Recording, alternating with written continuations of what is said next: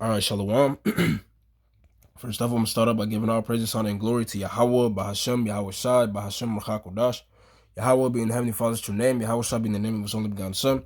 Double honors unto the elders and the apostles, a great millstone who rule well and teach well. And peace, blessings, and salutations to all you walking toward the four corners of the earth, continuing to push and do the works in truth and in sincerity. All right, this is the brother Mashai, one of the men coming up, one of the branch out here in the morning camp. Here with a quick lesson once again. Now, pretty much going into is a precept within our read that inspired this lesson, pretty much what Yahweh Shai mentioned, all right, of entering in at the straight gate, all right, which is what we're going to start off with, but pretty much just going into that. And I'm gonna go into that word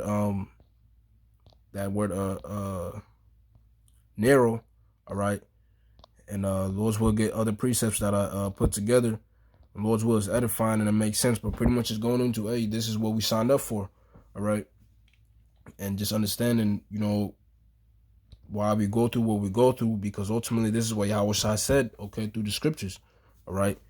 And we understand and know, and knowing that gives us a peace, a comfort, and peace of mind to understand, okay, now I know what I signed up for, all right? And I'm not saying it like, it's like, nah, brothers, is just not realizing that, or I'm just not realizing that, but just a refresher, and just bringing that out, through the spirit. But I'm gonna start off with that. This is Matthew 7 and verse 13, and it reads, "Enter ye in at the straight gate, for wide is the gate, and broad is the way that leadeth to destruction, and many there be which go in thereat."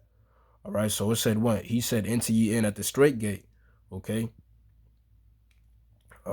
Verse 14, "Because straight is the gate, and narrow is the way which leadeth unto life, and few there be that find it." Okay, so right now, what we're in is, this is the straight gate.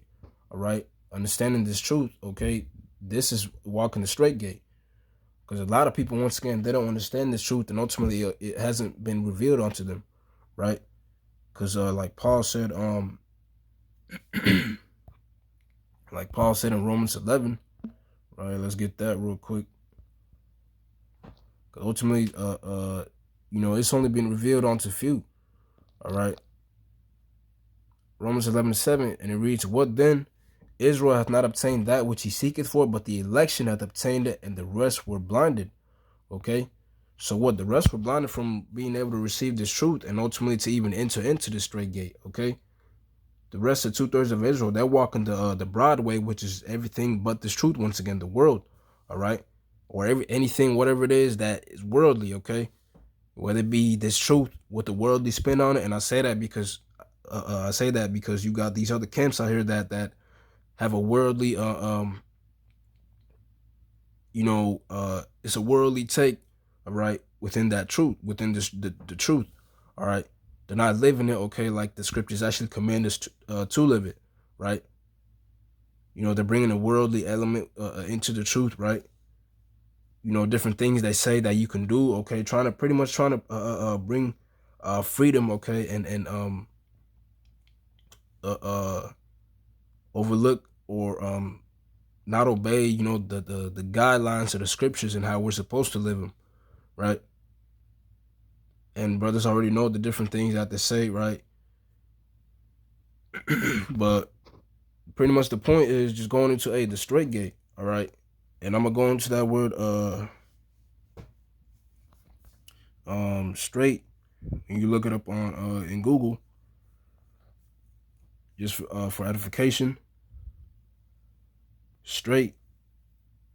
The second definition is used in reference to a situation characterized by a specific degree of trouble or difficulty, right?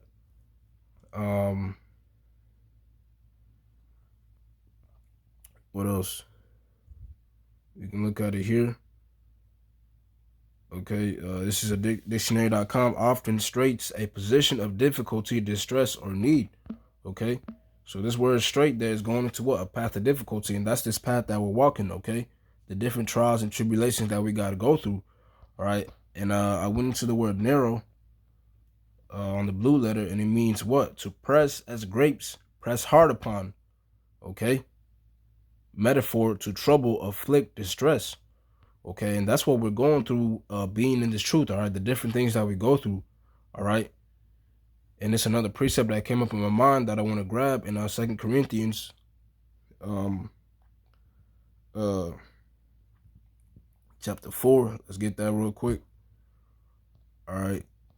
Because once again, we understand we're not going to be going through these different troubles when we're, Lord's will, we be a part of that number and we're delivered and being in new bodies, okay? We're going through the straight gate right now, being in these bodies, right? This is 2 Corinthians 4 and verse 7. But we have this treasure in earthen vessels, that the excellency of the power may be of the Most High and not of us, all right? So once again, what? We mess up, okay? We're in this flesh, but what? The faith and the will to still keep moving on is of Yahweh Bashim Shah, all right? He's the one who gives us the strength to get back up and keep pushing, all right?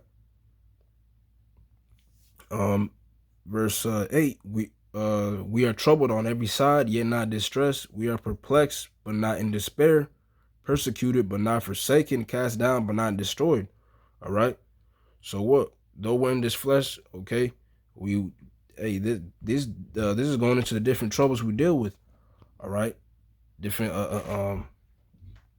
things, whatever it may be, okay? Things that might make you anxious, okay? Different things you might think about, whether it be you might be behind on bills, okay? Or your car, something happened to your car, okay? And then, it upsets you, or you're dealing with family problems, people coming against you for being in this word and this truth, right? Or your woman, okay, brothers that have a woman, all right? Those are the different things and troubles that we deal with that press us on on our sides, right? But once again, we're not forsaken of Yahweh Bashim Shah, right? Because ultimately understanding that this is the straight gate, all right? So from here, let's go to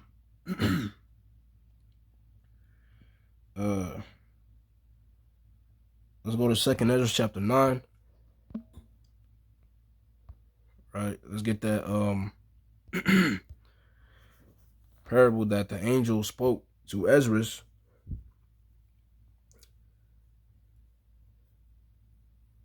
So like your 2nd Ezra 7. Matter of fact, I want to grab this real quick to make a point. Right, this is 2nd Ezra 9 and starting at verse 7. And everyone that shall be saved and shall be able to escape by his works and by faith, whereby ye have believed, shall be preserved from the said perils, and shall see my salvation in my land and within my borders, for I have sanctified them for me from the beginning. Then shall they be in pitiful case which now have abused my ways, and they that have cast them away despitefully shall dwell in torments, right?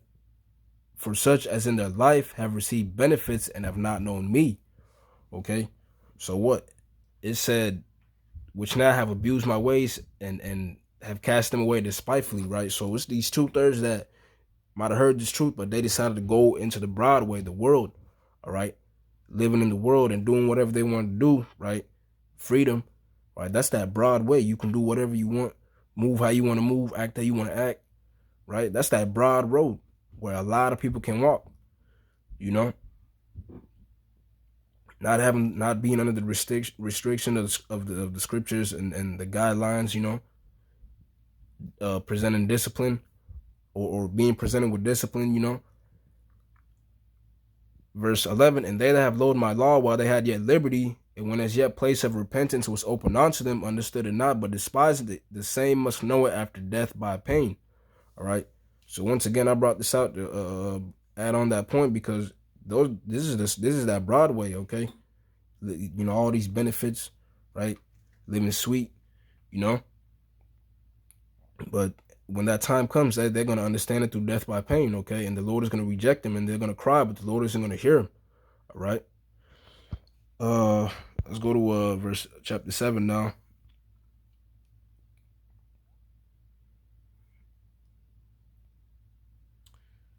Verse 6, again, straight to the point. There is also another thing. A city is builded and set upon a broad field, and is full of all good things. The entrance thereof is narrow, and is set in a dangerous place to fall. like as if there were a fire on the right hand, and on the left hand a deep water, and one only path between them both, even between the fire and the water, so small that there could but one man go there at once. All right. So what, this is an analogy dealing with what, this truth that we're walking. All right. Because you can't you're gonna go through different trials and tribulations that are gonna test your faith, okay? And this is your individual walk. All right. You can't hold another brother's hand and can you help me go through this? And you're holding the brother's hand, and it's like, because he's right next to you, you're gonna pass. No, he's gonna go through his different trials, and you're gonna go through your different trials, right? But that's this once again, that only one man can walk, right? Verse 9, if this city now were given unto a man for an inheritance, if he never shall pass the danger set before it, how shall he receive this inheritance? And I said, it is so, Lord. Then said he unto me, even so is Israel's portion. All right.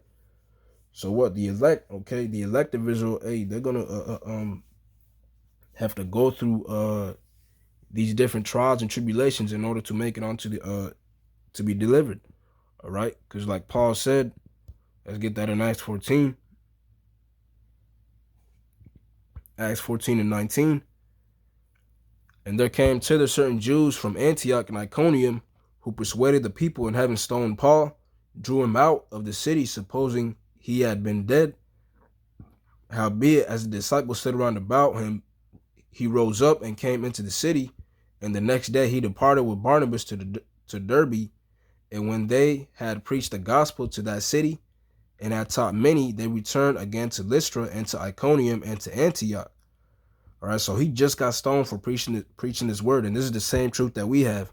All right, and just to add a quick point, pretty soon it's gonna get this this hot. Okay, this bad. All right, people are gonna try to come up against the men of the Lord, right? But what did Paul say?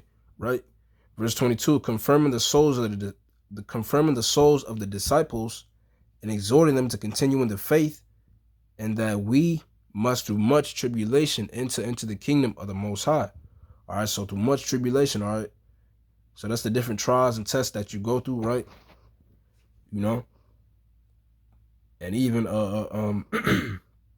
when the insurrection starts to arise, people start accusing the men of the Lord for this truth, right? You know, but the scriptures say what? Strive for the truth unto death. Okay, he that shall endure unto the end, the same shall be saved. All right. So you know, hey, that's this portion. Okay, that's this walk that we're walking. Okay, that's the straight gate. All right. So pretty much, I think that was the point. Just going into that, you know, and understanding, you know, that hey, we're in those times, and really, it's not gonna get easier. We just gotta once again, you know, keep adjusting and get stronger. All right. You know, so, but that was the point. Giving all praises, honor, and glory to Yahweh, Bahashem, Yahweh Shai, Bahashem, Rachakodash, for putting the spirit upon me to do this lesson. Double honor unto the elders and the apostles, the great millstone, who rule well and teach well. And peace, blessings, and salutations to all you walking throughout the four corners of the earth, continuing to push and do this work in truth and in sincerity. With that, I'm gonna say shalom.